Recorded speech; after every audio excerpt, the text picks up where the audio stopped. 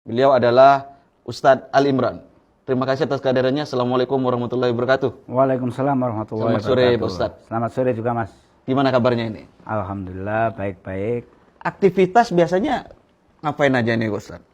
Jadi aktivitas saya ini kan sudah di penjara 18 tahun lebih. 18 tahun. Walaupun saya resminya di Lapas Cipinang, tapi saya tetap ditempatkan di Rutan Narkoba Polda Metro Jaya.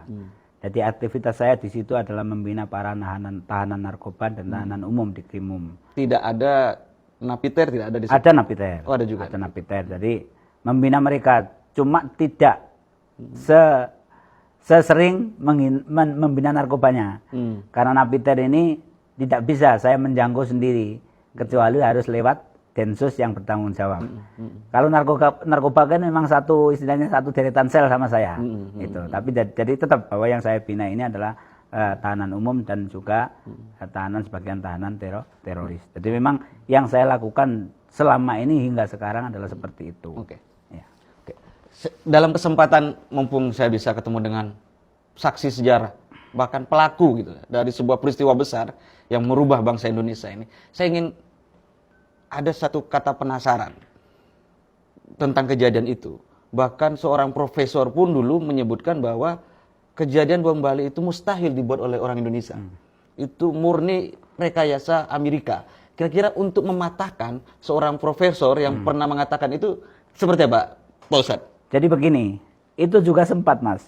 Ketika saya sudah ditangkap, waktu itu berada di Mapolda Bali, ditahan di sana, memang ada beberapa tokoh yang penasaran, akhirnya ngirim utusan, ketemu dengan kami, akhirnya baru paham. Nah, sama dengan pertanyaan sampean sekarang, karena ini menurut saya penting sekali.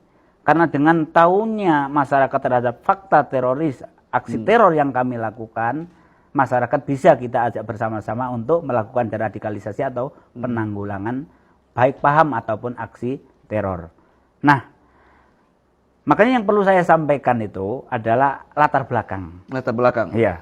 Jadi nanti ada latar belakang pemikiran, kemudian latar belakang di mana kami belajar sehingga bisa melakukan pengeboman, baru tujuan dan yang lain-lain. Oke, jadi penting sekali latar belakang. Kita cerita dari latar belakang.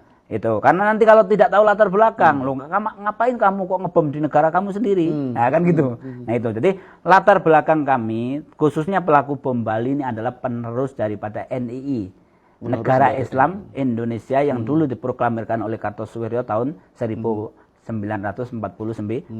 Jadi cita-citanya tetap menjadikan Indonesia Indonesia ada negara Islam. Negara Islam. Ya, itu latar belakang kami. Kalau generasi berarti generasi kami pelaku bom Bali itu generasi keempat. Penerus daripada NII.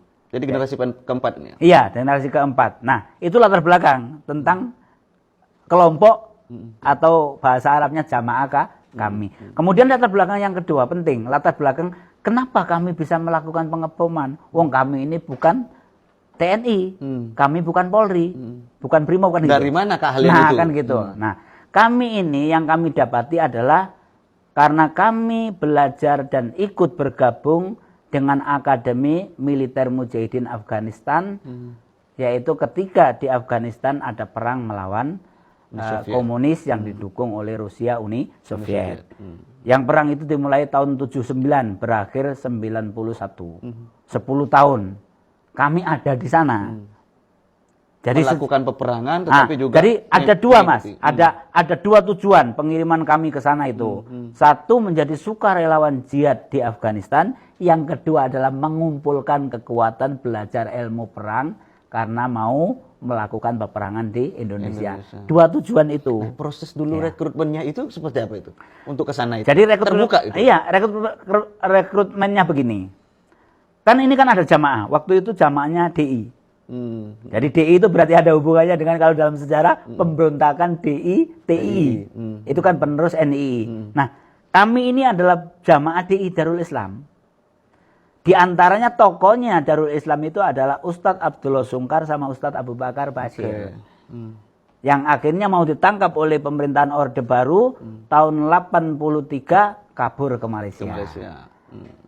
Nah, kaburnya ke Malaysia ini justru akan dijadikan sebagai pemimpin DI bagian luar negeri. Itu. Nah, karena ini jamaah